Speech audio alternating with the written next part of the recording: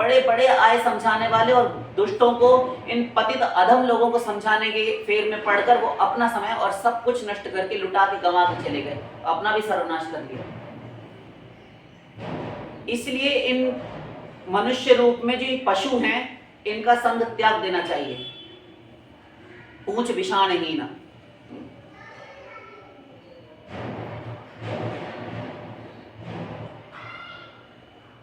ज्ञानवंत अपितेनर पशु बिनु पूछ विषाण।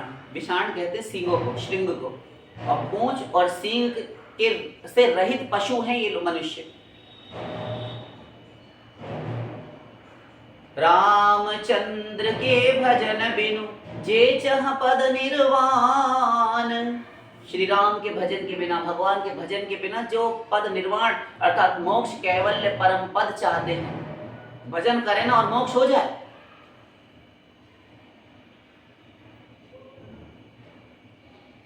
ज्ञानवंत अपितेनर पशु बिनु पूछ विषाण। वो ज्ञानी होकर भी मनुष्य ऐसा हो तो बिना सींग और पूंछ वाला पशु है। फिर ये घोर अज्ञानी किस गिनती में रखेंगे आप, किस कैटेगरी में रखेंगे? इतने में ही समझ जाइए तुलसीदास जी क्या कहना चाहते हैं, रामायण कह रही है।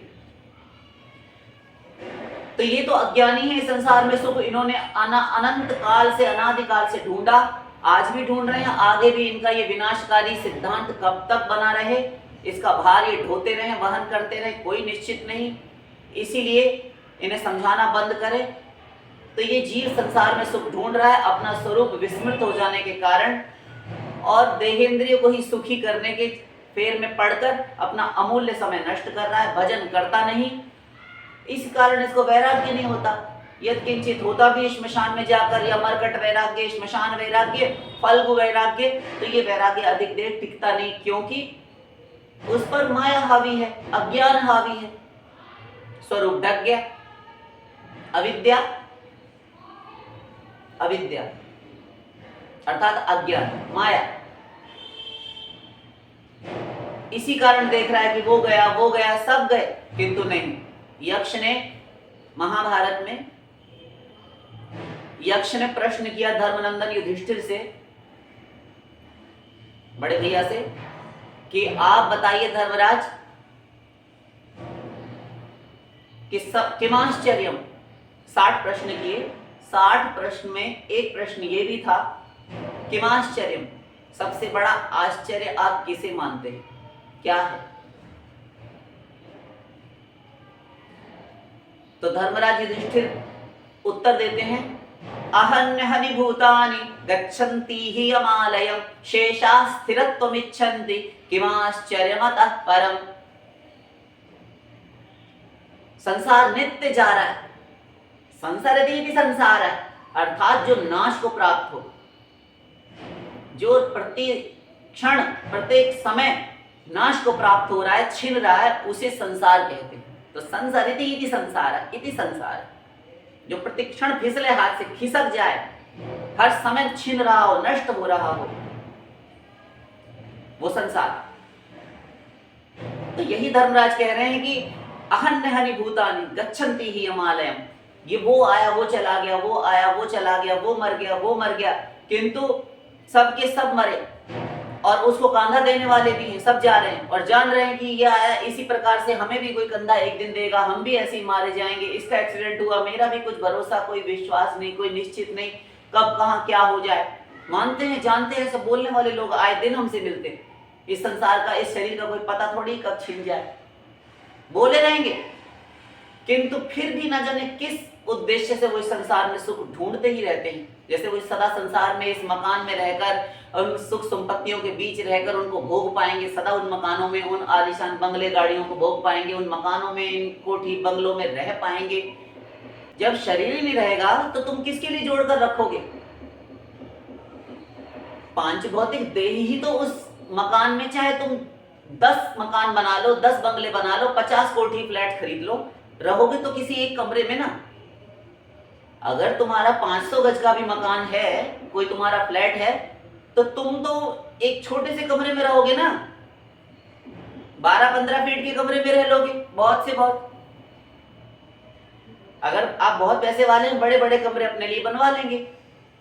और आपको शौच इत्यादि के लिए जाना है तो वो थोड़ी छोटी से एक बाथरूम में, वॉशरूम में हो जाएगा। भोजन करने के लिए आपको एक थोड़ा सा स्थान, 1-2 गज बहुत है बैठने के लिए, उसके बाद उठ जाना है। उस भूमि से तो चिपके नहीं रहेंगे आप। सोने के लिए भी आपको एक छोटा सा बेड चाहिए या भूमि चाहिए, पर्याप्त है। बाकी के 500 गज में आप क्या करेंगे? पूरे मकान में व्यक्ति नहीं रहता, एक छोटे से बेड पर सोता है, रात गुजार ली, तो रात्रि व्यतीत होने के उपरांत कमर सीधी करके सुबह उठेगा, भाग दौड़ लग गई, शुरू हो गई। हमारी बात बुरी लगेगी? बुरी लगेगी? सबको नहीं लगेगी।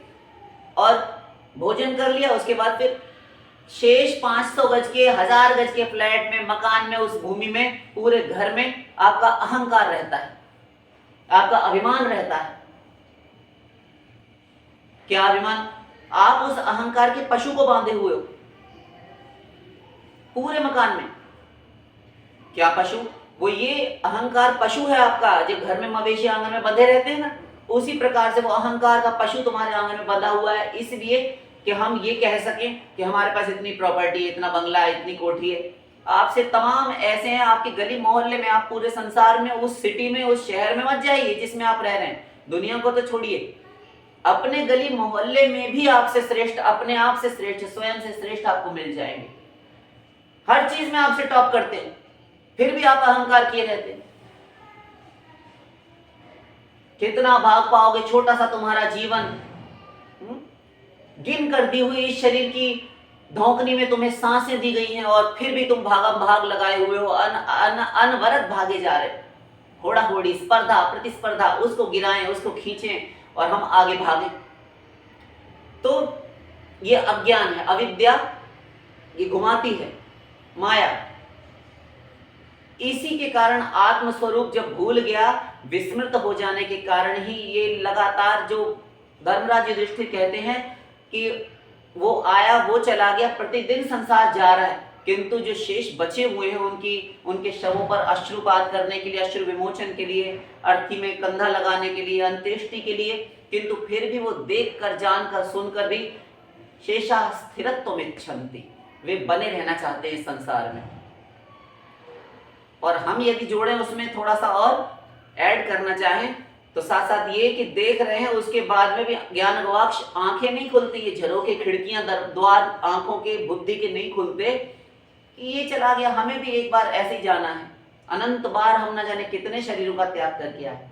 हम तो आत्मा है ना, तो आत्मा को जो जो शरीर दिए गए वो सब छिन गए, उनकी भी यही गति हुई, या तो मिट्टी बन गए या फिर राख हो गए। तुम मरो तो तुम्हारे सारे कष्ट दूर, जब स्वरूप ही नष्ट हो गया। किंतु ये असंभव है, वेद शास्त्र के खिलाफ, कानून हुआ ही नहीं करता, क्योंकि आत्मा अजर अमर अविनाशी है, कभी नहीं मरता। जब जन्मा ही नहीं तो विनाश कैसे हो सकता?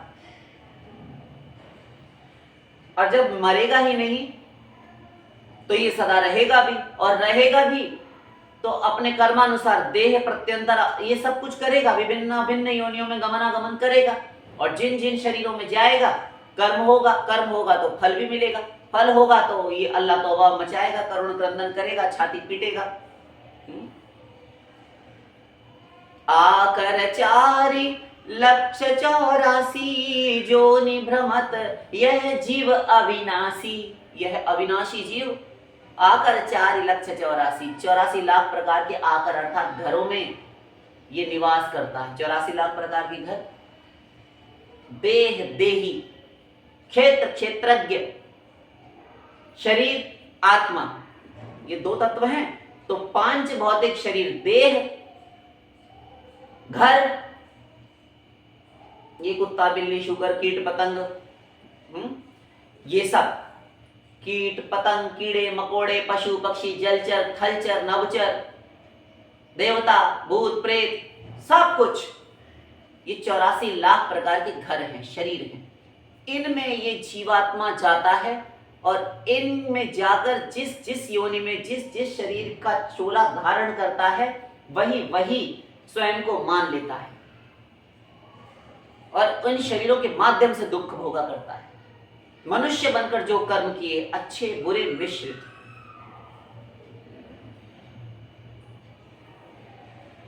पुण्येन पुण्यलोकम नयति पापेन पापम, उभाभ्यामेव मर्त्यलोकम विशन्ति। दोनों प्रकार के कर्म किए तो मृत्यु लोक में रहता है। पुण्य से पुण्य लोक और पापेन पापम, पाप यदि किए और कुत्सित गर्हित कर्म, निंदनीय कर्म, अश्लाघनीय कर्म, जघन्य कर्म, ऊर्ध्वं गच्छन्ति सत्त्वस्था मध्ये तिष्ठन्ति राजसा जघन्य गुण वृत्तिस्था अधो गच्छन्ति तामसाः। गीता। ऊर्ध्वं गच्छन्ति सत्त्वस्था, जो सत्व गुण में स्थित होते हैं सात्विक, वो ऊर्ध्व लोकों में अर्थात उच्च लोकों में जाते हैं। भूर्भुवः स्वः महाजनः तपः सत्यम।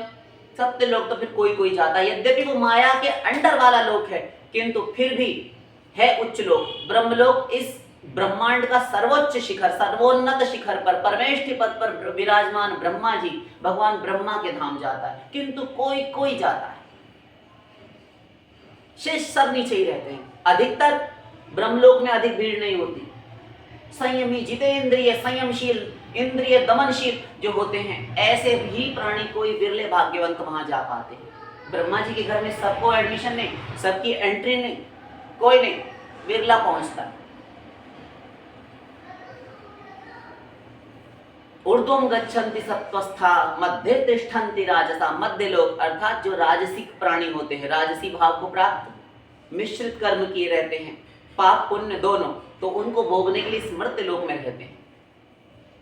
जघन्य गुण वृत्तिस्था, जो जघन्य कर्म करते हैं, पाप कर्म, पापात्मा, दुरात्मा, ऐसे अधम प्राणी।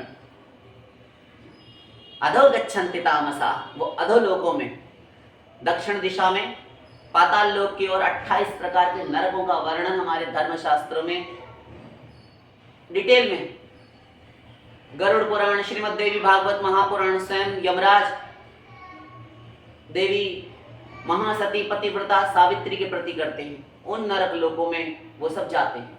भगवान कह रहे हैं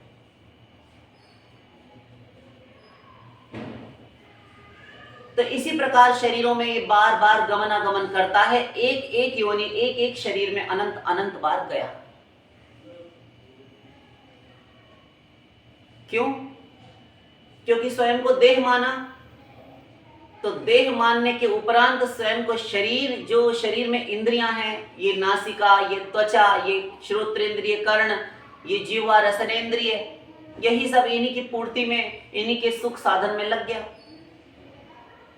अब भीतर बैठा है, इसको होश नहीं कि मैं कौन हूं, किस लिए मुझे ये जो शरीर में धारण किए बैठा हूं, इस शरीर को प्राप्त करके मुझे अपने प्रभु से मिलने के लिए दिया गया है। तो इस शरीर को प्राप्त करके मैं भजन करूं, भगवत भजन करूं, आचार्यों का संग करूं, महापुरुषों का संग करूं, कोई गुरु धारण करूं, उसकी आज्ञा पालन करते हुए सही सही उसके बंधन में रहकर, उसके नियमन में रहकर, उसके शासन में रहकर, उसके निर्देशन में रहकर मैं साधना करूं और अविलंब शोक मुक्त हो जाऊं। दोबारा कबीरा नौबत आपनी दिन 10 लेहु बजाए, यह पुरपत्तन यह गली बहुरी न देखा हुआ है।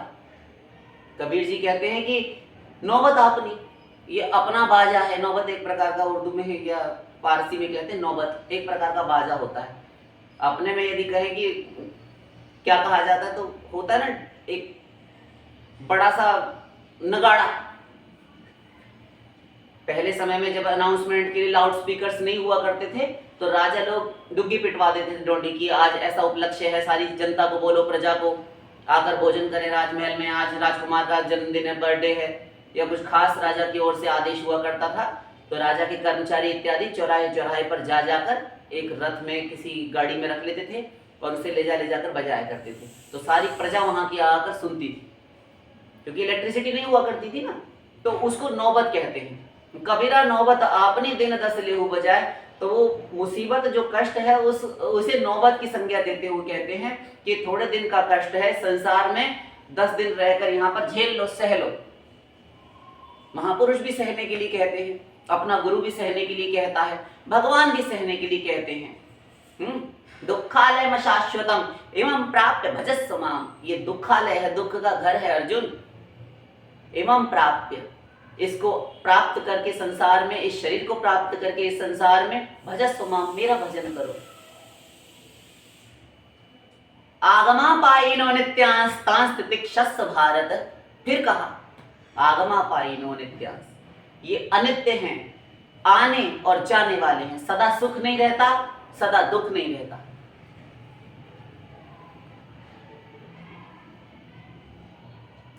तांस तितिक्षस्स भारत, हे भरत वंश शिरोमणि, हे भरत नंदन, इसे सहन करना सीखो। भगवान ने भी सहन किया। राम अवतार में आए, कंठ का किरण झाड़ झंखाड़ वाले रास्ते पर, भगवान कहाँ चरण पादुका लेकर गए, पहन कर भी गए तो भरत जी ले आए।